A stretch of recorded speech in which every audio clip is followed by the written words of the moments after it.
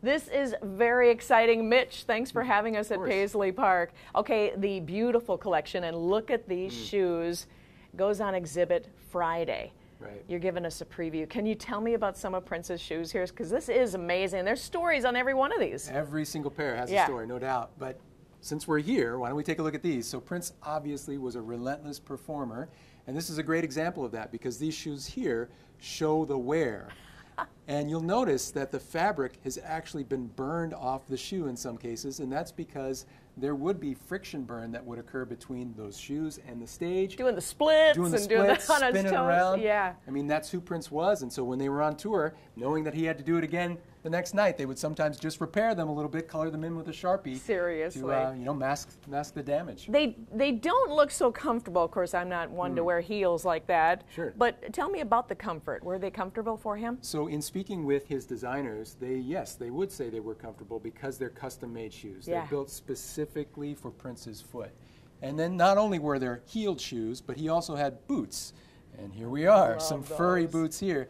These are actually relevant right now because these were boots that Prince was wearing during his 2010 Welcome to America tour, which he did record an album in conjunction with that tour. However, he never released it. And it's finally going to be released on July 30th How about of this that? year. Yeah. That is very cool. Again, the shoe collection is going to be part of the exhibit starting on Friday for anybody taking the regular tour, correct? Actually, all tour offerings will be able to step into this room. Perfect, perfect. Talk about these shoes because, oh my goodness, I remember those so well. If you know anything about Prince, it's likely you know a little bit something about these shoes because these were the shoes that Prince wore when he was filming the music video for Raspberry Beret. And he did have a matching suit, of course, in conjunction with his shoes, as he often did. Nearly every outfit Prince ever owned was custom made for him.